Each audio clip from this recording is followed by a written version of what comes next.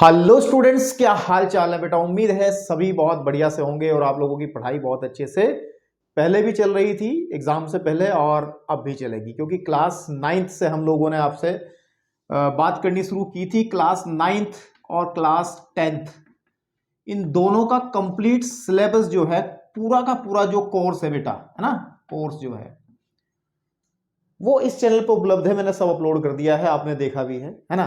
तो अब हम लोग बढ़ते हैं क्लास 11 की तरफ, 11th की तरफ। और 11th क्लास जो हमारी 11th है, इसका ये पहला वीडियो है, पहला चैप्टर है। और बढ़िया बात है कि पहली पहली बार कोई चीजें करते हैं तो मजा तो बहुत आता है, ये कोई दिक्कत नहीं है ना। तो आज हम लोग इस एनसीईआरटी मैथ क्लास 11 के पहले चैप्टर पे बात करेंगे। और पहले चैप्टर का जो नाम है वो है समुच्चय। बहुत ही दमदार और बहुत ही सीखने वाला चैप्टर है, क्योंकि आज की बात नहीं है, ये भविष्य में आपको जो आप आगे चैप्टर्स पढ़ोगे, क्लास 11th के बाद 12th में जाओगे, आगे पढ़ोगे, आप कहीं भी जाओगे, तो ये बहुत ही बेसिक चैप्टर है। बेसिक का मतलब ये बहुत आधार है बहुत चैप्टर्स का, तो इसको अच्छे से कर लेना जरूरी है। और उसी क्रम में हम लोग फिर बात करते हैं। आज इंट्रोडक्शन करेंगे इसकी पहली प्रश्नावली का, 1.1 का इंट्रोडक्शन। और इंट्रोडक्शन आपको पता ही है, जो मेरे पढ़ाने का तरीका है आपको सबको पता है कि पहले मैं इंट्रोडक्शन करता हूं। इंट्रोडक्शन के अंदर वो सभी हथियार, शक्तियां आपको मिल जाती हैं जो कि एक्सरसाइज में आपको एक्सरसाइज के प्रश्नों से लड़ने के लिए पर्याप्त रहती हैं। फिर कोई सवाल आपकी नजर आपके मतलब आपसे बचेगा नहीं, ठीक है ना। तो इसी क्रम में आज हम लोग इंट्रोडक्शन कर रहे हैं और इंट्रोडक्शन है प्रश्नावली 1.1 का। तो चलिए बात करते हैं। सबसे पहले आज जो चैप्टर ये आपके सामने समुच्चय है, सेट है समुच्चय। पहली बात तो ये है, जो क्लास 10 से बच्चे सीधे अभी आए हैं उनके लिए बिल्कुल नई चीज है, सेट्स अंग्रेजी में कहते हैं। अच्छा, एक बात और ध्यान देंगे कि अब आप क्लास 11th में है, क्लास 11th में है, और क्लास 11th के अंदर आपको एक बात बहुत ध्यान देने वाली है कि जो मैथमेटिक्स की जो कुछ टर्म है, या टर्म का मतलब है कि जैसे मैं आपको समुच्चय बता रहा हूं तो आपको यह भी पता होना चाहिए कि अंग्रेजी में उसको क्या कहते हैं। क्योंकि फिर आप लोग जब 12th के बाद किसी भी क्षेत्र में जाओगे तो आपको गणित अंग्रेजी में ही देखने को मिलेगा। तो बेहतर है कि अभी से कुछ मुख्य पदों को याद करके चलें कि इसको क्या कहते हैं। तो सेट्स, पहली बात तो यह है कि आपको ये पता होना चाहिए कि समुच्चय क्या है, और इसको अभी बहुत अच्छे से, आराम से, प्यार से मैं क्लियर करूंगा। सिर्फ जुड़े रहें मेरे साथ, ठीक है। तो समुच्चय क्या है, सबसे पहले इस क्या का जवाब लेते हैं। और क्या का जवाब देने से पहले मैं इसकी परिभाषा आपके सामने लिखता हूं, क्योंकि परिभाषा बहुत जरूरी है। और उस परिभाषा को फिर मैं समझाता हूं, और मेरा दावा है कि आप अगले 10-15 मिनट के अंदर ये सब जो है समुच्चय क्या होता है सब समझ जाएंगे। 100% पूरा दावा है मेरा। तो इसकी जो परिभाषा है वो मैं लिखता हूं कि वस्तुओं के, एक बार लिख देता हूं, है ना, वस्तुओं या कुछ भी हो सकता है, बताऊंगा पूरी बात खोल के। वस्तुओं के सुपरिभाषित, ठीक है, आपके पास में सुपरिभाषित संग्रह, है ना, आपके पास में सब समझ में आएगा। अभी आपको बहुत खतरनाक सुपरिभाषित संग्रह को अंग्रेजी में कहते हैं वेल डिफाइंड ना, वेल, ठीक है, आपके पास में डिफाइंड। और संग्रह को कहते हैं कलेक्शन, क्या कहते हैं, कलेक्शन। तो ये चीजें ध्यान देने वाली बातें हैं। वस्तुओं के सुपरिभाषित संग्रह को, ठीक है, नहीं, को समुच्चय यानी कि सेट, है ना, समुच्चय यानी अंग्रेजी में इसको हम लोग सेट कहते हैं, सेट कहते हैं, है ना, कहते हैं। लेकिन अभी उम्मीद है कि इस डेफिनेशन को देख करके थोड़ा डर लगना शुरू हुआ होगा आप लोगों को, और कहने लगे कि सर है क्या चीज, अभी कुछ पता नहीं चल रहा, ठीक है ना। क्योंकि डेफिनेशन ही डिपेंड कर रही है इस बहुत भारी भरकम शब्द पे, सुपरिभाषित यानी कि वेल डिफाइंड कलेक्शन, है ना। तो संग्रह शब्द को तो समझना इतना टफ नहीं है कि संग्रह क्या होता है, संग्रह क्या होता है, इस चीज को तो आप अच्छे से जानते भी हो। संग्रह का मतलब होता है इकट्ठे करना। जैसे मैं कहूं कि चलिए मैं गणित का टेस्ट दे रहा हूं अपनी क्लास के अंदर, कहो कि सब बच्चों कॉपी को कलेक्ट कर लो, कलेक्शन कर लो, इकट्ठी कर लो, टाइम अप हो चुका है। तो इकट्ठा करना संग्रह है ना। आपके पास में आप घर में अपनी सेविंग करते हो, पैसों का संग्रह करते हो, इकट्ठा करते हो, तो वो भी एक इकट्ठा करने वाली टेक्निक है। तो संग्रह तो आप समझते हो, हिंदी मीडियम के हो तो संग्रह कहीं ना कहीं आपसे जुड़ा हुआ है। लेकिन जो एक शब्द इसमें आया, ये मुझे लग रहा है कि आप लोगों ने पहली बार पढ़ा होगा, सुपरिभाषित, है ना। तो सुपरिभाषित शब्द को अर्थ अगर समझ लिया आपने, सुपरिभाषित शब्द का अगर अर्थ आप समझ लेते हो तो फिर बात खत्म हो जाती है ना। वेल डिफाइंड में लिख दिया, मैं बार बार नहीं लिखूंगा। सुपरिभाषित संग्रह क्या होता है? एक संग्रह तो सामान्य संग्रह है ना, लेकिन सुपरिभाषित संग्रह क्या है, इसको क्या, तो सुपरिभाषित संग्रह है क्या, मैं बताता हूं। अच्छा, इसको क्लियर करने से पहले कंफ्यूज हो जाओगे, मैं एक एग्जांपल से बात करता हूं। क्या करता हूं? एग्जांपल से, एक उदाहरण की बात करता हूं, तब आपको उदाहरणों से बात अच्छे से समझ में आएगी। मैंने कहा कि भारत के, ठीक है नहीं, भारत के 5, ठीक है, अच्छे, यानी कि अच्छे मतलब जो बढ़िया बल्लेबाज हो, अच्छे या सर्वश्रेष्ठ भी लिख सकते हो, अच्छे बल्लेबाजों के नाम लिखो। ये एक मैंने क्वेश्चन दिया क्लास के अंदर, ठीक है, आप समझ लेना बहुत ध्यान से। क्या लिखा मैंने कि भारत के 5 अच्छे बल्लेबाजों के नाम लिखो। इस शब्द को समझाने जा रहा हूं मैं एग्जांपल के माध्यम से। देखिए, तो अगर मान के चलो कि मेरी क्लास में 2 बच्चे हैं, एक बच्चा है मेरे पास में, सपोज कर लो सोनू है, छोटा सा नाम ले लेते हैं, सोनू हो गया एक, है ना। एक दूसरा नाम हो गया मेरे पास, सपोज कर लो ये मोनू है ना। तो अगर सोनू ने अपनी कॉपी में बल्लेबाजों की मतलब बल्लेबाज लिखे होंगे, तो सपोज कर लो उसने पहला बल्लेबाज सचिन तेंदुलकर, सभी को पता है लगभग, और दूसरा आजकल विराट कोहली, काफी फेमस है विराट कोहली। फिर उसने लिए सौरव गांगुली ले लिया, फिर MSD ले लिया, MS धोनी ले लिया, है ना आपके पास में MSD, है ना MSD। एक हमें रोहित शर्मा हमने ले लिया, है ना आपके पास में। तो ये 5 उसके बल्लेबाज हैं, किसके? सोनू के। तो सचिन तेंदुलकर, विराट कोहली, सौरव गांगुली, MSD और रोहित शर्मा, ठीक है। अब मोनू ने अपनी कॉपी में क्या लिखा होगा? मोनू ने, संभावना हो सकती है कि वो ऐसा ही लिख दे, लेकिन हो सकता है वो अलग बैठा है तो कुछ और लिख दे। वो सचिन तेंदुलकर को ना लिख करके, चलो सचिन तेंदुलकर लिख दिया उसने, और वो थोड़ा पुराने टाइम का आदमी है मोनू, तो उसने लिखा सुनील गावस्कर लिख दिया, ठीक है। फिर विराट कोहली सबको याद रहता है आजकल के टाइम में, और फिर उसने एक राहुल द्रविड़ लिख दिया, ठीक है। और उसको जो नाम है MSD भी उसने लिख दिया, बिल्कुल ठीक बात है, MSD भी उसने लिख दिया। तो उसके 5 बल्लेबाजी हैं। तो आप देख पा रहे हैं कि ये जो संग्रह किया गया है, ये जो कलेक्शन किया गया है बल्लेबाजों का, वो पर्सन टू पर्सन, मतलब इस आदमी ने, इस बच्चे ने अलग लिखा है, इसने अलग लिखा है। संभावना थी कि दोनों एक ही लिख दें, लेकिन संभावना ये भी है अलग अलग लिख दें। कोई तीसरा बच्चा होगा, क्या पता वो कुछ और लिख दे, है ना। तो ये जो कलेक्शन है, ये कलेक्शन जो है, ये जो संग्रह है, ये व्यक्ति से व्यक्ति में बदल जा रहा है। ऐसा नहीं हो पा रहा है कि जो सोनू बात लिखे वही बात मोनू लिखे। इसका मतलब ये जो संग्रह है, ये जो संग्रह है, किसका संग्रह? ये जो मैंने क्वेश्चन ऊपर दिया था, इसका संग्रह, भारत के 5 अच्छे बल्लेबाजों के नाम, ये इसका जो संग्रह है, इसका जो कलेक्शन है, वो सुपरिभाषित नहीं है। समझ में आ रही बात? अगर ये दोनों एक ही बात लिख देते, दोनों क्या, अगर मैं किसी से भी वो बात बोलता और वो सेम बात लिखता, तो फिर उसको कहते हैं ये सुपरिभाषित है। एक एग्जांपल से समझते हैं। एक एग्जांपल और लिखते हैं, उदाहरण नंबर, तब आपको समझ में आएगा। उदाहरण ले, एक और चीज समझते हैं, ठीक है। मैंने कहा कि 10 से कम, ठीक है ना, आपके पास में मैंने कहा 10 से कम सभी विषम संख्याएं, प्राकृत विषम संख्या या विषम संख्याएं लिख लो, आप समझ जाओगे। संख्याओं, है ना, संख्याओं का हम लोग संग्रह करते हैं। क्या करते हैं? संग्रह करते हैं।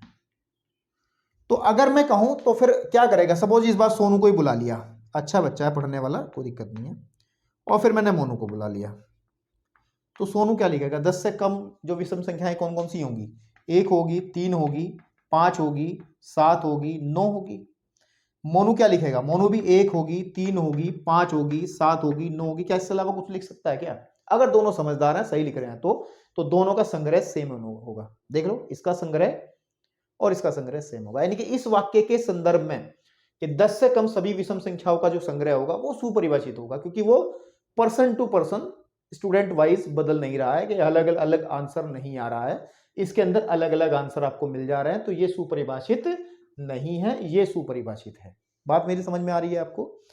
तो इसी प्रकार के अगर हम संग्रह लें, सुपरिभाषित संग्रह इकट्ठे कर लें, तो उसी को हम लोग समुच्चय या फिर सेट कह देते हैं। इसका मतलब क्या है कि ये जो ऊपर लिखे गए हैं ये कभी भी सेट नहीं होंगे, और ये जो लिखे गए हैं, ये जो लिखा है, ये सेट होगा, क्योंकि ये फुलफिल कर रहा है इस डेफिनेशन को कि वस्तुओं के सुपरिभाषित संग्रह को हम लोग समुच्चय कहते हैं। ठीक है, इतनी बात अगर आपने समझ ली कि समुच्चय क्या है, फिर आपको ज्यादा और कुछ जानने की जरूरत नहीं। चैप्टर बहुत आसान है ये, और जैसे जैसे हम बेसिक चीजों को कवर करते चलेंगे, आगे की तरफ बढ़ेंगे, तो और मजा आना शुरू हो जाएगा आपको, और फिर चीजें इसमें लिखना कम, सोचना ज्यादा पड़ता है, बस इतनी बात है, ये ध्यान रखना। चलिए अब आगे बढ़ते हैं। अब इसके आगे बढ़ने में जो हम लोग बात करते हैं, कुछ छोटी छोटी बातें समुच्चय को लेकर के, और उन बातों पे थोड़ा सा ध्यान आपका आकर्षित करने के बाद मैं जो है डेफिनेशन भी लिखी रहने देते हैं, फिर मैं आगे बढ़ता हूं और आपको चीजें समझाने का प्रयास करता हूं। ठीक है, देखिए अब है समुच्चय का संकेतन। समुच्चय का, ठीक है, समुच्चय का संकेतन का, ठीक है, आपके संकेतन, संकेतन मतलब सिंबल है ना, कैसे हम लिखते हैं, सिंबल ऑफ, ठीक है, आपके पास में सिंबल ऑफ अ सेट है ना, ऑफ ए सेट। तो संकेतन किस तरीके से दिया जाता है, कैसे समुच्चय को लिखते हैं, अभी ऐसा तो नहीं लिखेंगे जैसे अभी हमने लिख दिया था, इसको जरा समझ लें। जैसे मैंने अभी आपके सामने लिखा था, मैं उदाहरण से ही बात करता हूं तो आपको अच्छे से चीजें समझ में आएंगी। और एग्जाम्पल क्या है, मैंने वही ले लिया जो अभी लिखा है मैंने, क्या कि 10 से कम, जो अभी लिया था मैंने, 10 से कम सभी, ठीक है, विषम संख्याओं का संग्रह को ही हम लोग समुच्चय कह देंगे। तो मैं इस बार समुच्चय लिख दे रहा हूं कि संख्याओं का समुच्चय, ठीक है ना, आपके पास में समुच्चय। तो हम इसको कैसे लिखते हैं, इसके जो नंबर्स होंगे, जो 10 से कम जो आपके पास में संख्याएं आएंगी, वो कैसे लिखी जाएंगी, 1 हो गई, 3 हो गई, 5 हो गई, 7 हो गई और 9 हो गई, यही तो होंगे।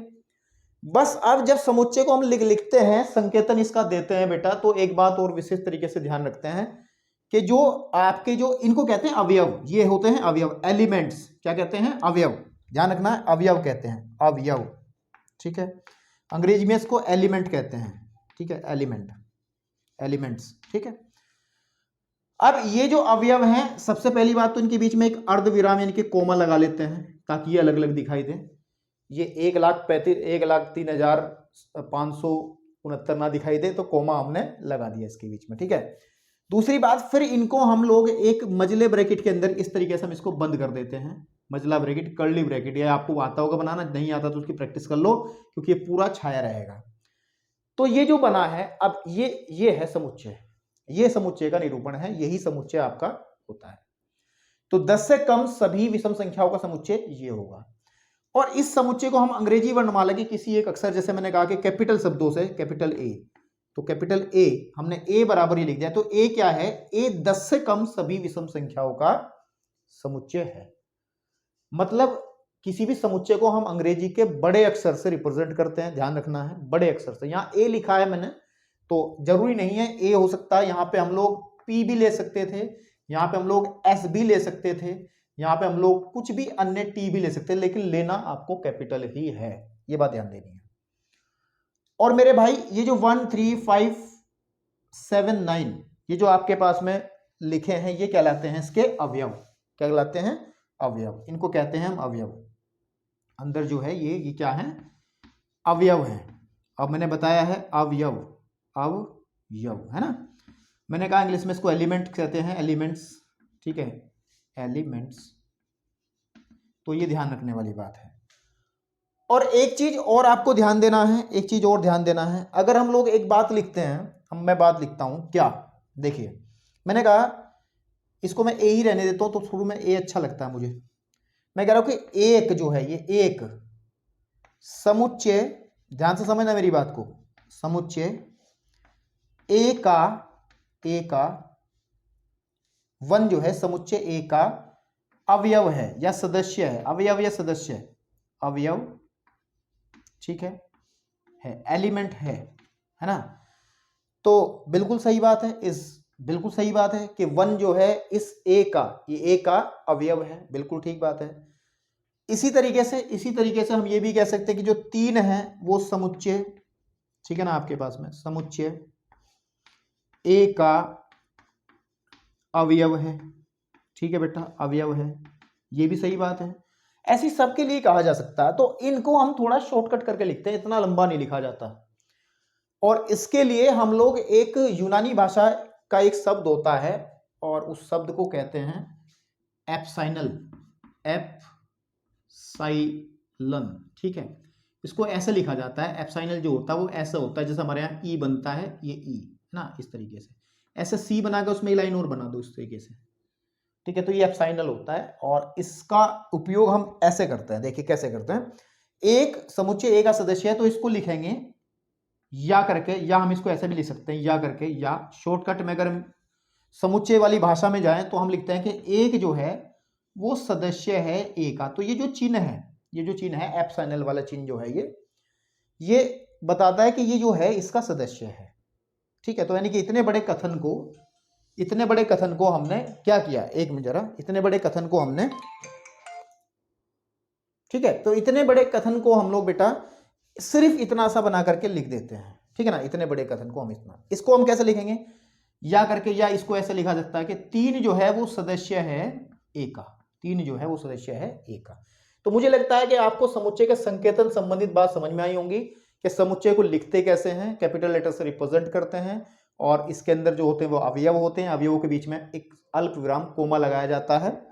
और मेरे भाई, और ये जो एप्साइनल है जिसकी बात मैंने की है आपके सामने, इसका कैसे इस्तेमाल होता है ये भी समझ में आया। अच्छा, एक चीज और देखें, अगर मैं कहूं आपके पास में, एक मिनट यार फोन बहुत आ रहे हैं, तो देखिए एक चीज और इसमें हम बताते हैं आपको, क्या कि देखिए कि अगर हम कहें कि 11 जो है, 11, मैं कह रहा कि 11 यहां देखो इसको ऐसे दिखाते हैं कि 11 जो है वो सदस्य है ए का। क्या ये बात सही है क्या इस समुच्चय के अंदर, इस सेट के अंदर 11 कहीं है क्या, बताओ है क्या, नहीं है ना।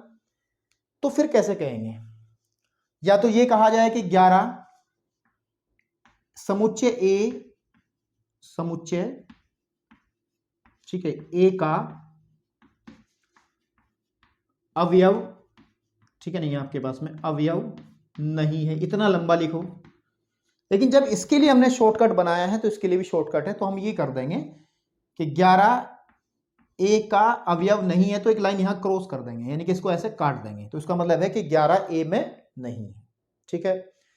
अब आपको मुझे लग रहा है क्लियर हो गया होगा, इसका अर्थ भी समझ में आ गया होगा। अगर मैं कभी लिखता हूं कि ए जो है वो ऐसे पी है ना, इसका मतलब जो स्मॉल ए है वो समुच्चय पी का सदस्य है ना आपके पास में।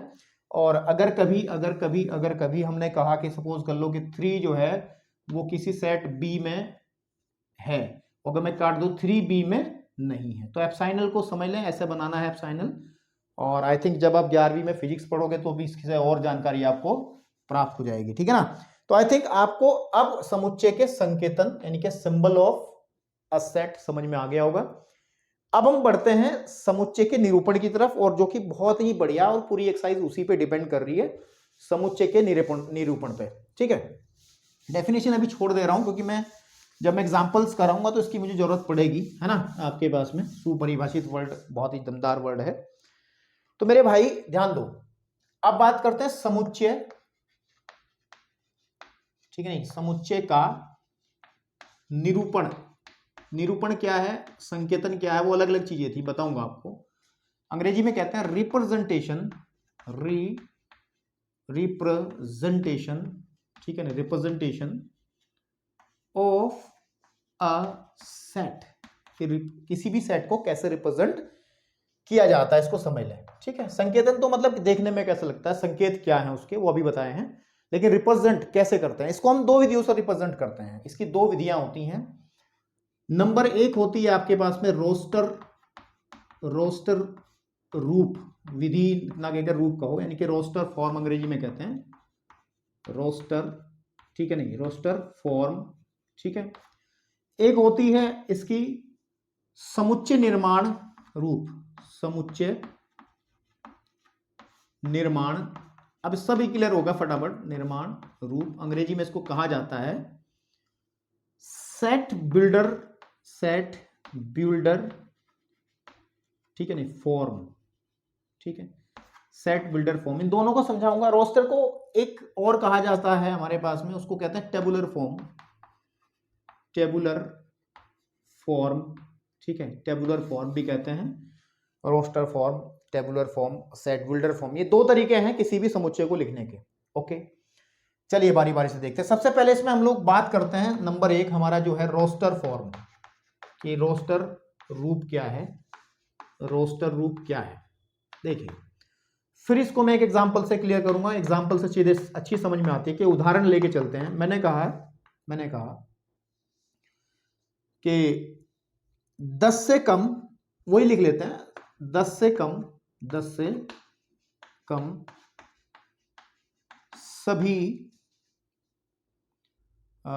सभी प्राकृत संख्याएं, बड़ा सिंपल लेते हैं, सभी प्राकृत संख्या समझते हो, नेचुरल नंबर जो होती हैं, है ना, प्राकृत संख्या है भाई, संख्या पद्धति सब पढ़ के आए क्लास 9 10th में, ठीक है, का समुच्चय। इसको हम लोग अब रिप्रेजेंट करेंगे कैसे। ये हमें एक कथन के रूप में दिया है कि 10 से कम सभी प्राकृत संख्याओं का समुच्चय लिखो, ये एक क्वेश्चन हमें दे दिया, ऐसे हमने कर ली बात, ठीक है। तो मेरे भाई कैसे लिखेंगे। नॉर्मली हमने कहा कि सपोज कर लो समुच्चय को मैं ए कह देता हूं, और ए के अंदर अवयव कैसे कैसे आएंगे, उस संख्या 10 से कम प्राकृत संख्या आपको पता है 1 2 3 4 5 6 7 8 9 10, ऐसे चलता रहता है जिंदगी भर ये काम। लेकिन मेरे को कहा गया है 10 से कम का मतलब है कि इससे पीछे की तरफ वाले सारे, है ना। तो मतलब ये आया कि हमारे पास आ जाएगा 1 2 3 4 5 6 7 8 और 9, तो ये हो गया। और मजे वाली बात ये है कि जो रोस्टर फॉर्म है वो यही है, जब अवयवों को एक तालिका के रूप में बिल्कुल सामने इस तरीके से कोमा लगा करके लिखते हैं, जिससे सारे अवयव स्पष्ट दिखाई देते हैं कि कौन किसका अवयव है या नहीं है, तो इस फॉर्म को हम लोग रोस्टर फॉर्म कहते हैं। और अभी जो एग्जांपल्स मैंने दिए थे उससे पहले वो भी रोस्टर फॉर्म में ही आपको समझाए हैं, है ना, आपके पास में। तो रोस्टर फॉर्म के अंदर सारे के सारे आपको सेट्स दिखाई देते हैं। जैसे मैं करता हूं, एक एग्जांपल और आपके सामने लेता हूं, आपको और क्लियरिटी समझ में आ जाएगा। जैसे उदाहरण एक और लेते हैं और एग्जांपल लेते हैं। मैं कह रहा कि अंग्रेजी वर्णमाला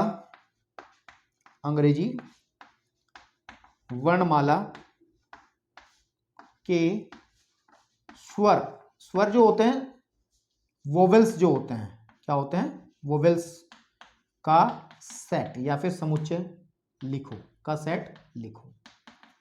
तो आप क्या कहोगे, कौन कौन से होते हैं, ए ई आई ओ यू, 5 ही तो होते हैं, इनके बीच में कोमा लगा देंगे ऐसे करके, इनको एक मझले ब्रैकेट में बंद कर देंगे ऐसे करके।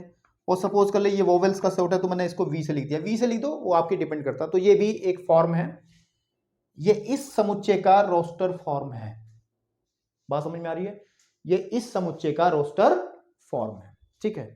तो मुझे लगता है रोस्टर फॉर्म अभी कुछ समझ में आ गया। जब क्वेश्चंस करेंगे ना बेटा, क्वेश्चंस जब हम एक्सरसाइज में जाएंगे, कुछ एग्जांपल्स और देखेंगे, तब और बेहतर चीजें क्लियर होंगी और आपको मजा आएगा करने में सर, ठीक है। चलिए, अब अगर हम लोग बढ़ें अपनी दूसरी फॉर्म की तरफ, समुच्चय निर्माण जो रूप है, तो उसको समझाने के लिए मैं थोड़ी सी जगह यहीं पे लेके चलूंगा, और नीचे यहीं पे मैं सबसे पहले एग्जांपल नंबर 1 को इसी रूप में लिखूंगा, यानी कि अब मैं चल रहा हूं द सेकेंड वन, क्या है कि आपका समुच्चय निर्माण, ठीक है ना, रूप, यानी कि सेट बिल्डर फॉर्म, है ना। इसमें क्या होता है, देखो अगर मैं बात करूं, अभी तो हमने बाउंडेशन कर दी कि 10 से कम सभी प्राकृत संख्या वो समुच्चय। अगर हमें ऐसा कह दिया जाता कि सभी प्राकृत संख्याओं का समुच्चय,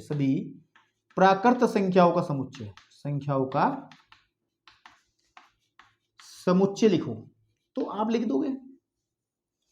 यू विल स्टार्ट फ्रॉम, क्या करोगे, ऐसा मझला ब्रैकेट बनाओगे, लिखोगे 1 और 2 3 4 5 6, ऐसे चलते रहोगे, 7 8, लिखते लिखते कॉपियां भर जाएंगे, क्योंकि आपको पता है प्राकृतिक संख्याओं का अंत जो है परिभाषित नहीं है, डिफाइंड नहीं है, ये चलती रहती है प्राकृतिक संख्याएं। तो ऐसी स्थिति में अध्ययन की दृष्टि से ताकि सेट्स को लिखने में जो, क्योंकि ये जो फॉर्म है आपकी रोस्टर विधि, इसमें समुच्चय को लिखना, मतलब कुछ कुछ समुच्चय इतने बड़े हो जाते हैं कि उनको लिखना बड़ा पॉसिबल नहीं होता, उनके सारे के सारे अवयवों को दिखाना बहुत बड़ा काम बन जाता है। तो उसी के लिए फिर एक दूसरा रूप तैयार किया गया जिसको हम सेट बिल्डिंग फॉर्म आया, और हम लोग इस सेट बिल्डिंग फॉर्म से ही समुच्चय का निर्माण करेंगे। और समुच्चय निर्माण करने के लिए किन बातों का ध्यान रखना है मैं भी क्लियर करता हूं। हमें सबसे पहले जो समुच्चय बोला जाता है उसके मौलिक गुण को देखना पड़ेगा, उसके अंदर है क्या। मौलिक गुण मतलब इसकी खास प्रॉपर्टी कि इसके अंदर ऐसा क्या है, ठीक है। और वो खास प्रॉपर्टी क्या होगी, देखो जैसे कि मैं इसकी बात करता हूं, इसको मैं, जो हमारा उदाहरण नंबर 1 है, उदाहरण नंबर 1 है ये वाला, उदाहरण नंबर ये 2 है, मैं उदाहरण नंबर 1 की ही बात करता हूं, उदाहरण नंबर 1 की ही बात करता हूं। ये तो रोस्टर रूप था, ये कौन सा था, रोस्टर, और रोस्टर रूप था, है ना। अब इसको मैं इस रूप में लिखूंगा। इस रूप में लिखने से पहले आप लोगों को बिल्कुल जान लेना है कि आपको जो आपको दिया गया है स्टेटमेंट या समुच्चय जो दिया गया है उसकी खास गुण को पहचान लो जो इस सेट के लिए सुपरिभाषित है। सुपरिभाषित मैंने शुरू में ही समझाया था। इसके अंदर क्या सुपरिभाषित है, 10 से कम सभी प्राकृत संख्याएं, ये जो लाइन 10 से कम सभी प्राकृत संख्याएं। तो अब अगर मैं इस बात को पकड़ लूं और इसको ऐसे लिखूं, ध्यान से देखना, तब मैं समुच्चय ए को ऐसे लिख रहा हूं, स्टेटमेंट ऊपर वाली इस्तेमाल करूंगा। उसने कहा 10 से कम सभी प्राकृत संख्याएं, तो लिखने का तरीका समझना, इसको थोड़ा जोर देने की जरूरत है। यहां पे हम लिखते हैं x, एक लिखते हैं x कि a के अंदर x प्रकार के अवयव हैं, x टाइप के एलिमेंट हैं, सच दैट, ये दो बिंदियां होती हैं, इसको कॉलन बोलते हैं, ये तो आपको पता ना, ये जो दो बिंदियां सी होती हैं, और इनको कहते हैं सच दैट, बोला जाता है ऐसा है कि, ऐसा है कि, इसको दो, ये कॉलन वैसे तो बोला जाता है कॉलन है, लेकिन इसको हम लोग सच दैट, सच दैट मतलब ऐसा है कि, ऐसा है कि, इसका मतलब ये समझे, दो बिंदियों का मतलब कि ए जो समुच्चय है, यानी कि इस वाले समुच्चय की बात कर रहा हूं, उसमें x प्रकार के अवयव हैं, और x क्या है, x एक, x कैसा है, x सच दैट x ऐसा है कि x एक प्राकृत संख्या है, प्राकृत संख्या है, जहां, लेकिन एक कंडीशन और है, एक कंडीशन और है, हमें कहा गया है 10 से कम है, तो हम कह देंगे जो x है वो छोटा है 10 से। तो अब देखो, अब हमने इस समुच्चय को इस रूप में लिख दिया। ये रूप हमारा एक ऐसा रूप है जिसके अंदर हम इसके मौलिक गुण, जो इस सेट की जो सुपरिभाषित होने की जो परिभाषा को जो फुलफिल कर रहा है, एक ऐसी प्रॉपर्टी को लेते हुए हमने इस सेट को लिख दिया है। अभी बहुत प्रैक्टिस होगी, अभी बहुत आपको चीजें मैं समझाऊंगा, ज्यादा सोचने वाली बात नहीं है, ज्यादा दिमाग ऐसा ना सोचे कि पता नहीं क्या पढ़ रहे हैं, है ना। तो अभी आपको, मुझे लग रहा है दोनों चीजें समझ में आएंगी। एक दो और एग्जाम्पल लेते हैं, सपोज कर लो मैं एग्जाम्पल और लेता हूं आपके सामने, और उसको दोनों तरीके से लिख के दिखाता हूं। सपोज कर लो मैंने कहा कि उदाहरण लेते हैं, हम एग्जाम्पल लेते हैं, ठीक है, कि 10 से कम, 10 से कम, 10 से कम ही, मतलब मैं थोड़ा सा छोटे में काम कर रहा हूं, समझाने के लिए छोटी चीजें जरूरी है। 10 से कम सभी, या फिर एक काम कर लेना, ठीक है, ऐसा कर लेना कि अंग्रेजी वर्णमाला के, ये वाला ही ले लो, ये वाला ले लो, अंग्रेजी वर्णमाला के स्वरों का सेट, इसको हम क्या करते हैं, इसको हम लोग सेट बिल्डिंग फॉर्म में दिखाते हैं। यहां से आप लोग यहां पर आ जाएंगे। देखिए इस सेट को v को हम कैसे लिखेंगे, v को लिखेंगे हम, ब्रैकेट बना लेंगे, v में x टाइप के एलिमेंट है, x मतलब कोई भी चर है, x का मान बदलता रहता है, चर लिया है हमने यहां पे, ठीक है। तो वहां भी लिखेंगे कि v के अंदर x प्रकार के अवयव हैं, x प्रकार के अवयव हैं, और x सच दैट x ऐसा है कि x अंग्रेजी वर्णमाला का स्वर है, अंग्रेजी वर्णमाला, ठीक है, वर्णमाला का स्वर है। तो बन गया इस सेट का, ये तो हो गया रोस्टर फॉर्म, ठीक है भाई, ये वाला हो गया रोस्टर फॉर्म, रोस्टर फॉर्म, ठीक है ना। और इसी सेट का, इस वी सेट का ये हो गया सेट बिल्डिंग, यानी कि समुच्चय निर्माण, सेट बिल्डर, है ना, फॉर्म। बात समझ में आ रही है। तो मुझे लगता है आपको दोनों चीजें अच्छे से समझ में आ गई होंगी। और अब हम लोग कुछ और बातें करते हैं, फिर इसके कुछ एग्जांपल्स आप लोगों के सामने मैं रखूंगा, है ना, और इसको स्क्रीनशॉट ले लो जो आपको अच्छी चीजें लग रही हैं। तो और छोटी छोटी बातें हैं उनको भी थोड़ा डिस्कस कर लें, फिर हम लोग तैयार हो जाएंगे पूरे पूरे क्वेश्चंस को देखने के लिए। वो क्या है कि देखो, मैंने एक एनसीईआरटी से उठा लेता हूं एक मैं। इसने कहा है कि स्कूल, स्कूल की स्पेलिंग यही तो होती है, स्कूल, है ना, स्कूल में प्रयुक्त आपके पास में प्रयुक्त अक्षरों का समुच्चय बनाओ। अक्षरों का एक आपको समुच्चय बनाना है, या फिर सेट ही लिख लें शॉर्टकट में, सेट बनाओ। तो यानी कहने की बात है कि इसमें कौन कौन से अक्षर इस्तेमाल हो उसका सेट बना लो। कोई बात नहीं, हम लोग बना रहे हैं सेट जो है। सपोज कर लो सेट हमारा बनेगा मजले ब्रैकेट के अंदर, उसके अंदर इसके अक्षर, क्योंकि अक्षर ही लेना ना, अक्षर इसके अवयव होंगे, जैसे S, C, H, O, SCHO, और फिर एक बार O और है। इसी बात को समझाना है मुझे, और कुछ नहीं करना। कभी भी ध्यान रखना है किसी भी समुच्चय के अंदर अवयव का रिपीटिशन नहीं होता, यानी कि अगर जैसे इसके अंदर 2 बार आया है O, लेकिन 2 बार जब इसके अवयवों का एक समुच्चय बनाएंगे तो फिर O 2 बार नहीं, केवल 1 बार लिखेंगे। 2 बार नहीं, केवल 1 बार हम लोग इसको लिखेंगे, तो ये इसका समुच्चय बनेगा। ठीक है, तो स्कूल में प्रयुक्त अक्षरों का जो सेट बनेगा वो ये बनेगा, है ना, आपके पास में ये इसका आंसर बनेगा। इस एग्जाम्पल के माध्यम से सिर्फ इतनी बात बतानी थी कि किसी भी अवयव को रिपीट नहीं करना है जब भी आप समुच्चय लिखते हैं तो। ठीक है, एनसीईआरटी किताबें अपने पास रखना बहुत जरूरी है बेटा, ठीक है, ओके। अब एक चीज और थोड़ी सी मैं आप बात करें, फिर आपको एग्जाम्पल की तरफ लेके चलता हूं। कुछ विशिष्ट, कुछ जो है स्पेशल सेट होते हैं। क्या होते हैं? स्पेशल सेट्स का मतलब जिनको हम स्टैंडर्ड नोटेशन होती है, जिनका नोटेशन हमेशा वही रहता है, जैसे कि जो प्राकृत संख्याओं का समुच्चय है, प्राकृत यानी कि नेचुरल नंबर का, है ना, प्राकृत संख्याओं का जो सेट है उसको हम ध्यान रखना है, उसको हम लोग रिप्रेजेंट करते हैं कैपिटल एन से। किससे? कैपिटल एन से। तो आप ऐसे भी कह सकते हैं कि कैपिटल एन के अंदर जो अवयव आएंगे वो आपको पता ही है, वो कैसे होंगे, वो 1 2 3 4 5 6 ऐसे ये अनंत तक, मतलब क्या अपरिभाषित है, कहीं रुकेंगे नहीं। तो हम लोग क्या करते हैं, ऐसा अगर कोई सेट आता भी, मैं समझाऊंगा जब आप समुच्चयों के प्रकार पढ़ेंगे, तो अगर एक ऐसा समुच्चय हो जिसका अंत नहीं हो, वो चलता ही जा रहा हो, तो आप कुछ अवयव लिखने के बाद में इसमें 3 पॉइंट्स बना देंगे, 1 2 और 3। ऐसा नहीं करना बहुत सारे बना दिए, नहीं, केवल 3 पॉइंट बनाने के बाद में आप मजला ब्रैकेट बना देंगे। इससे ये क्लियर हो जाएगा कि इसके अंदर और भी अवयव हैं। ठीक है, तो याद रखना कि प्राकृत संख्याओं को हमेशा कैपिटल एन से रिप्रेजेंट करते हैं। इसी तरीके से किताब के माध्यम से हम बात करें, किताबें अपने पास ही रखें तो बढ़िया है। एक होता है हमारे पास में पूर्णांकों का समुच्चय, इंटीजर्स का सेट।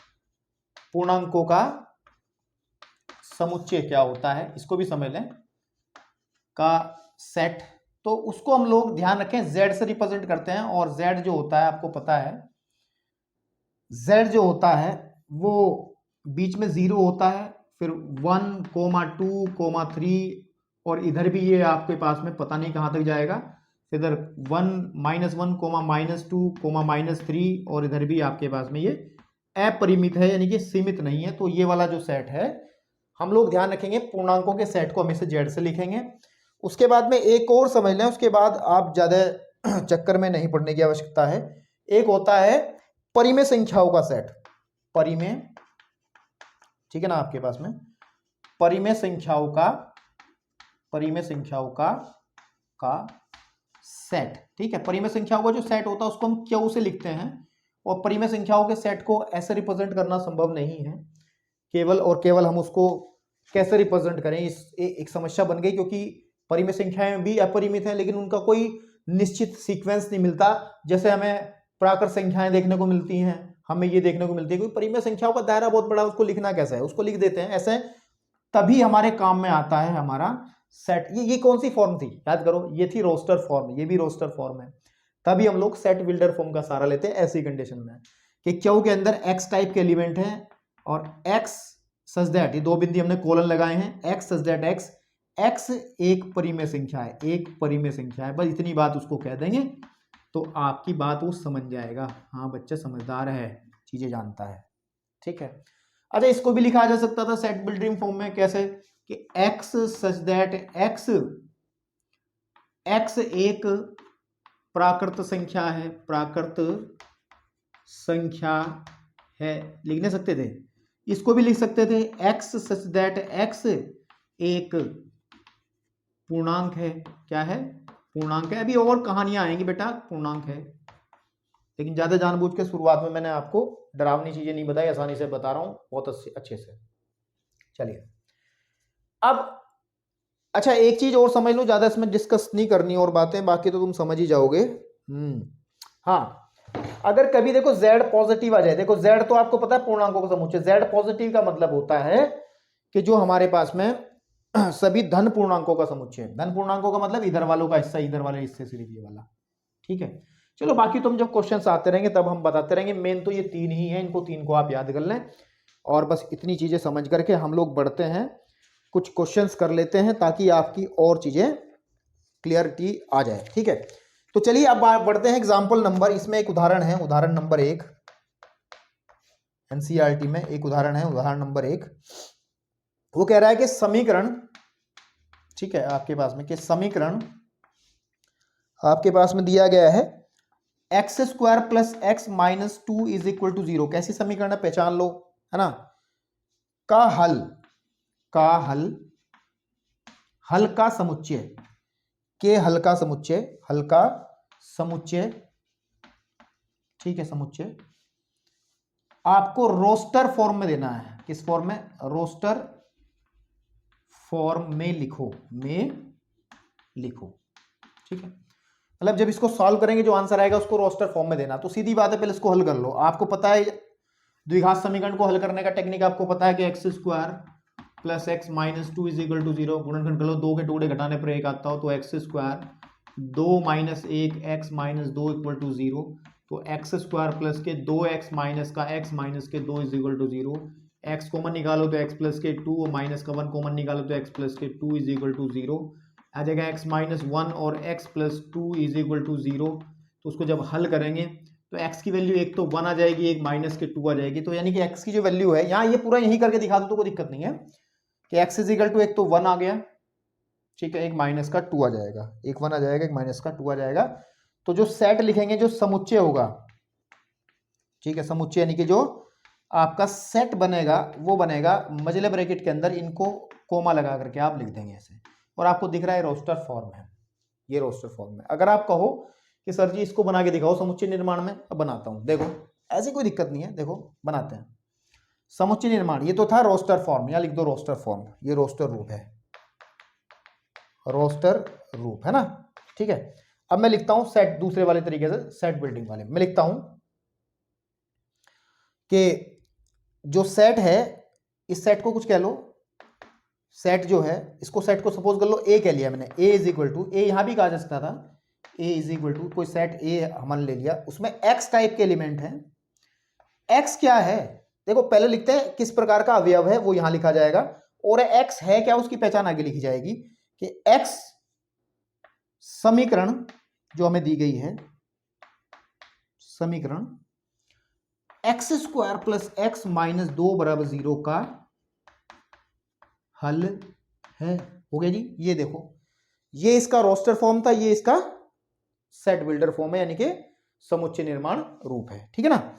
अब इसके बाद हमारे पास आता है एक एग्जाम्पल और है, एग्जाम्पल नंबर 2, है ना, एग्जाम्पल नंबर 2, तो मैं ऊपर से रफ कर रहा हूं और आपको चीजें समझाते हुए आगे बढ़ता जा रहा हूं, ज्यादा फालतू बातें ना करते हुए, ठीक है। चलिए पढ़िए आप तब तक अपनी किताबों में, एग्जाम्पल नंबर 2 क्या कह रहा है, एग्जाम्पल नंबर 2 क्या कह रहा है, एग्जाम्पल नंबर 2, एग्जाम्पल नंबर 2 कह रहा है कि समुच्चय, एक समुच्चय दिया गया है, ठीक है, आपके पास में एक समुच्चय दिया गया है, समुच्चय x, यानी कि किस रूप में दिया गया है, किस रूप में दिया गया है, सेट बिल्डिंग फॉर्म में, x सच दैट x एक धन पूर्णांक, ठीक है ना, आपके पास में धन पूर्णांक है, धन पूर्णांक है, और और, ठीक है, और एक्स स्क्वायर जो है वो 40 से कम है, ठीक है, एक्स स्क्वायर जो है 40 से कम है, को रोस्टर रूप में लिखो, को रोस्टर फॉर्म, है ना, फॉर्म में, ठीक है, लिखना है, में लिखो। ये एक एग्जांपल है आपके सामने, ठीक है ना, आपके पास में रोस्टर फॉर्म में लिखो। तो कोई बात नहीं, कर देते हैं। पहले समझ लें इसको सपोज कर लो हमने, इसको मैं हल कर रहा हूं और इसको मैं कोई एक सेट बोल देता हूं, मुझे अच्छा लगता है, मैं ए बराबर लिख लेता हूं इसको, एक्स सच दैट एक्स एक धन पूर्णांक है। कैसा पूर्णांक है? धन पूर्णांक है। और साथ ही साथ ये बात कही है कि x का जो स्क्वायर है वो 40 से कम है। तो बेसिकली पहले आपको ये अच्छे से जानकारी होनी चाहिए कि धन पूर्णांक क्या होता है। तो आपको पता है पूर्णांक होते हैं, मैं लाइन पे दिखा देता हूँ, बीच में 0 होता है, 1 2 3 4 5, इधर किधर जाएंगे तो ये सब धन पूर्णांक, इधर -1 -2 -3 -4 -5, ये नंबर लाइन है, ये संख्या रेखा है किसकी? पूर्णांकों की। तो आप लोगों को सबको पता है कि 1 से इधर वाले ये सारे के सारे जो हैं, जो प्राकृत संख्याएं होती हैं उन्हीं को हम धन पूर्णांक कहते हैं। ये धन पूर्णांक है, ये क्या है? धन पूर्णांक है, ठीक है, आपके पास में। और धन पूर्णांकों के समुच्चय को हम लोग, क्योंकि पूर्णांकों के समुच्चय को हम z कहते हैं, तो धन पूर्णांक पे z प्लस कह देते हैं। याद रख लेंगे, इसको स्टैंडर्ड नोटेशन है कि अगर हम पूर्णांकों के समुच्चय को z कहते हैं तो धन पूर्णांक अगर शब्द आ जाएगा तो हम उसको z प्लस कहते हैं, कोई दिक्कत वाली बात नहीं है। तो इसके अंदर हमारे पास कितने हैं धन पूर्णांकों में, कितने आ जाएंगे? जैसे 1 आ गया, 2 आ गया, 3 आ गया, 4 आ गया, 5 आ गया, 6 आ गया, 8 आ गया, 9 आ गया, ऐसे चलते चलते तो ये बहुत सारे चले जाएंगे आपके पास में, या नहीं जाएंगे? बिल्कुल। लेकिन हमारे पास एक कंडीशन है कि हमें से वही लेने हैं जिनका वर्ग 40 से कम होगा। इसका वर्ग कितना होगा? 1 का वर्ग 1 होगा, ये भी आ जाएगा।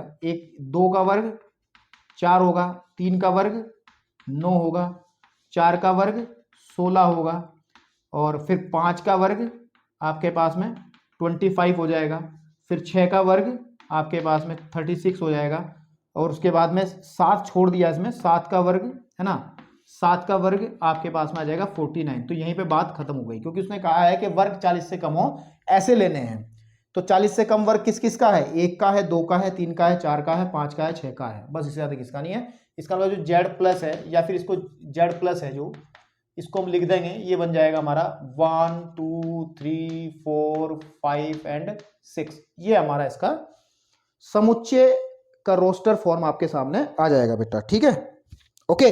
चलिए अब एक एग्जाम्पल और है इसके अंदर, एग्जाम्पल नंबर 3, उस पर बढ़ते हैं। एग्जाम्पल नंबर 3 क्या कहना चाह रहा है, जरा समझ ले अच्छे से। एग्जाम्पल नंबर 3 क्या कह रहा है? एग्जाम्पल नंबर 3 में कहा है कि एक समुच्चय है, एक सेट है, समुच्चय है आपके पास में A, और वो समुच्चय जो है वो 1,2 नहीं 1,4 9,9, ठीक है, और फिर 16 और 25, ठीक है जी आपके पास में, और फिर है ऐसे ये 3 बिंदु बनाए हैं। 3 बिंदु का मतलब इसके आगे भी एक सेट चल रहा है, यहां विराम नहीं है, को हमें समुच्चय निर्माण रूप में लिखना है, को समुच्चय निर्माण, ठीक है ना, निर्माण रूप में लिखो। ये हमारा एक क्वेश्चन है, ठीक है। तो चलिए बात करते हैं।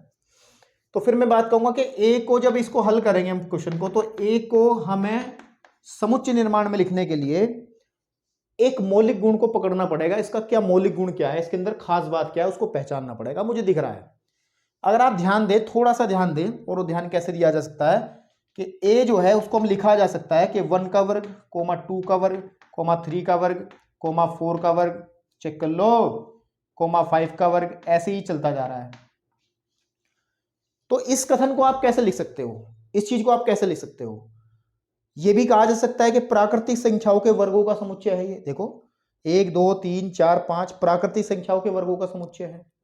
तो इसका समुच्चय निर्माण रूप यह बन सकता है कि x सच दैट x क्या है, इसके अंदर x कैसा है, x प्राकृत संख्याओं का वर्ग है, प्राकृत संख्या का वर्ग है। तो ये इसका एक समुच्चय निर्माण रूप हो गया। ये भी इसका करेक्ट आंसर है, इसमें कोई दिक्कत नहीं है, किसी प्रकार की कोई समस्या नहीं है देने का। लेकिन एक तरीका और है देने का इसका, एक तरीके से और लिखा जा सकता है, एक तरीके से और लिखा जा सकता है। हम इसको लिख सकते हैं या करके इसको लिख सकते हैं, इसके अंदर x टाइप के एलिमेंट है।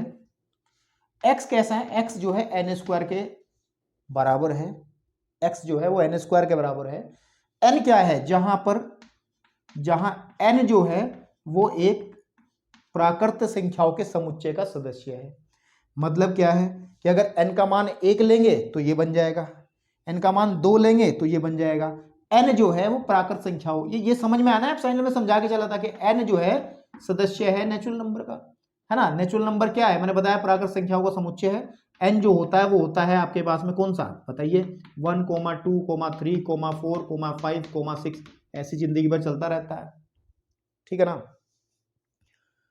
तो भाई मेरे कहने की बात यह है कि इसको ऐसे भी लिखा जा सकता है और इसमें कोई दिक्कत नहीं है कि a के अंदर x टाइप के एलिमेंट है। x क्या है? n स्क्वायर के बराबर है, जहां n जो है एक प्राकृतिक संख्या है।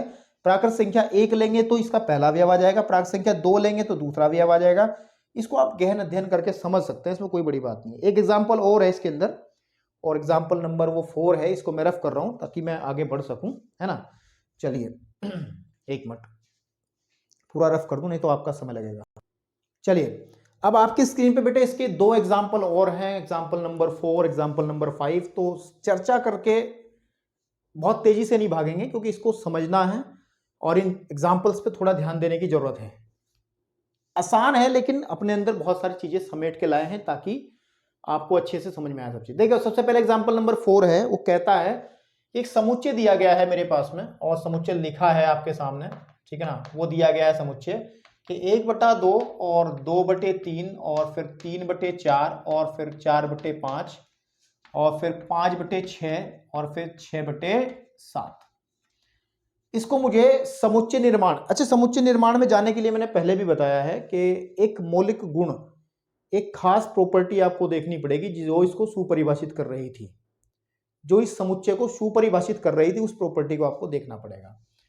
और वो प्रॉपर्टी मुझे नजर आ रही है, आप देख पा रहे होंगे, ऊपर अगर 1 है तो नीचे 2 है, ऊपर 2 है तो नीचे 3 है, 3 है तो 4 है। मतलब ऊपर की संख्या अगर ऊपर n है तो नीचे वाली संख्या में 1 ज्यादा है। मतलब ऊपर अगर n है तो नीचे n+1 है। आप देख लो n का मान अगर इसमें 1 भरोगे तो 1/1 + 1 बराबर आ जाएगा 1/2, जो कि आपका पहला मेंबर है।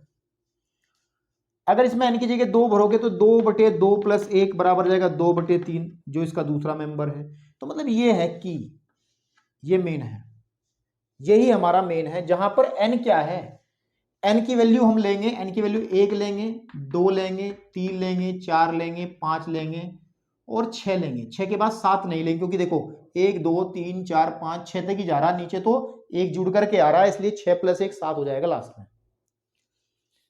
और आप देख पा रहे हैं ये n जो वैल्यू ले रहा है वो यहां से ले रहा है, 1 2 3 4 5 6, इनको क्या कह सकते हैं? प्राकृतिक संख्याएं हैं सारी की सारी। तो हम इसको आसानी से लिख देंगे कि जो सेट है, इसको सपोज कर लो A कह लो, तो जो ये A सेट है उसको लिखा जा सकता है कि x such that x A जो समुच्चय है वो में x टाइप के एलिमेंट हैं और जो x है वो बराबर है n/n+1 की, है ना। जहां पर ध्यान देना है, जहां पर ध्यान देना है, n जो है आपके पास में, n जो है वो नेचुरल नंबर से आता है, साथ ही n का जो वैल्यू है वो 7 से 6 से कम और 6 के बराबर भी हो सकता है। तो ये इसका एक लिखने का तरीका बन सकता है। आपको समझ में आ गया होगा। अगर आप लोग थोड़ा सा इसको जी भर के अच्छे से इससे बातचीत करने का प्रयास करेंगे तो आप समझ गए होंगे कि ये जो सेट है वो एक ऐसा सेट है जिसमें x टाइप के एलिमेंट है और x जो आएगा वो इस फॉर्मूले से निकाला जाएगा कि n/n+1, जहां n एक प्राकृतिक संख्या है, लेकिन प्राकृतिक संख्या वो भी कैसी? 6 या 6 से कम। इसका मतलब समझते हो ना, n 6 से छोटा या 6 के बराबर भी साथ में। समझ में आ रही बात? या यहाँ पे एक काम किया जा सकता था कि इसको ऐसा भी लिखा, n जो है वो 7 से कम भी ले सकते थे, जो कि आपकी किताबों में शायद इन्होंने यही लिया है। ऐसी कोई दिक्कत नहीं है, हमें प्राकृतिक इतना ले सकते हैं। और इसमें चीज और लिखी है, उसने एक चीज और लिखी है एग्जाम्पल के अंदर, थोड़ा बढ़ाने की कोशिश, लेकिन इतना इससे भी काम चल सकता था कि n जो है वो 1 से बड़ा या बराबर है और 6 से छोटा या बराबर है, ऐसा भी लिख सकता है। तो इसका मतलब n है क्या, n है क्या, एक तो 1 2 3 4 5 है ना, 5 और 6, तो ये तो वैल्यू आ सकती है इस इंटरवल के हिसाब से, इस जो ये बात लिखी है इसके हिसाब से, वो सारी की सारी ये जो क्या है प्राकृतिक संख्याएं हैं। तो ये इसका एक सेट बिल्डिंग फॉर्म हो गया। ओके, तो मुझे लगता है आपको ये समझ में आया होगा। ठीक है, अब आपके जो राइट हैंड साइड पे इधर की तरफ आपका लेफ्ट होगा, राइट ही होगा आपका भी, इसमें सही मिलान करना है कि कौन सा समुच्चय किसके साथ मिलेगा। 4 इधर लिखे हैं, 4 इधर लिखे हैं।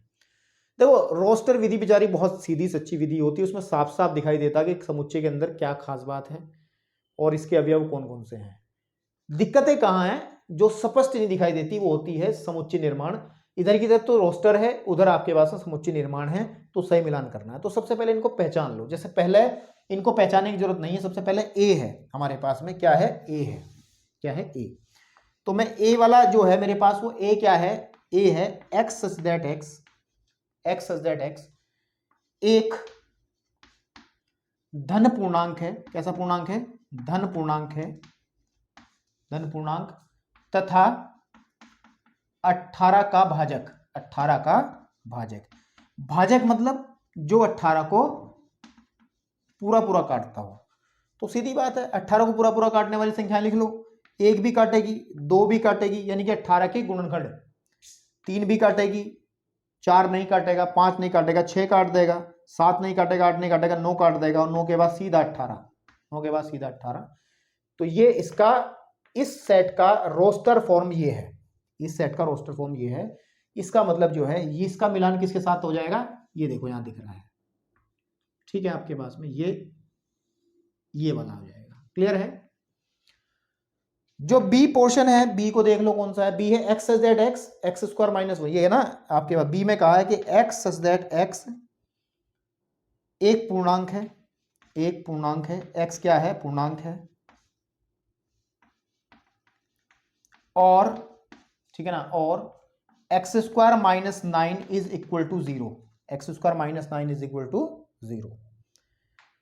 तो अगर देखा जाए इस सेट को सही रूप में लिखा जाए तो क्या लिखा जाएगा, x एक पूर्णांक है और x square minus 9 is equal to 0 है। तो अच्छा, x square minus 9 is equal to 0 को अगर मैं हल करूं तो एक्स स्क्वायर माइनस 3 का वर्ग बराबर 0, या x प्लस 3 एक्स माइनस 3, समझ पा रहे हो ना क्या कह रहा हूं मैं।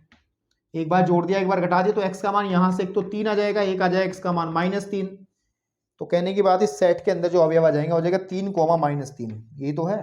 तो चेक कर लो कौन सा है, ये वाला है जी, फोर्थ का जो है बी के साथ संपर्क है। ओके, क्लियर है। अब हमारे पास आता है सी पार्ट, तो थोड़ी जगह खाली कर लूं मैं। सी पार्ट कौन सा, सी पार्ट जो है, और सी पार्ट में कहा है कि एक समुच्चय है एक्स सच दैट एक्स, ठीक है, एक पूर्णांक है, एक पूर्णांक है, कोई बात नहीं, इंटीजर है एक, है ना, पूर्णांक है, और x plus 1 is equal to 1 है। तो जरा x plus 1 is equal to 1 को अगर मैं हल करूं, यानी कि इसके समुच्चय के अंदर x की वैल्यूज आएंगी, तो x का मान 1 माइनस 1 इधर ले जाकर के x बराबर जाएगा 0। तो इसका मतलब समुच्चय के अंदर आया केवल एक एलिमेंट, वो है 0। तो किससे मैच कर रहा है भाई, सेकंड वाले से। इसका मतलब ये, ठीक है ना आपके पास में।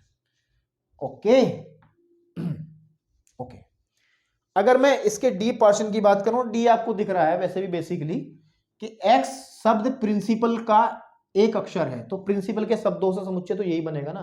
तो बस इसको आप ज्यादा डिटेल से जाने की आवश्यकता नहीं है, ये आपके हो गए सही जोड़े। ठीक है, तो बेटे ये था इसका इंट्रोडक्शन, और बहुत सारे एग्जांपल्स किए हैं। अब हम लोग नए नेक्स्ट लेक्चर के अंदर मैं इसके सारे क्वेश्चंस आपके सामने रखूंगा। धन्यवाद।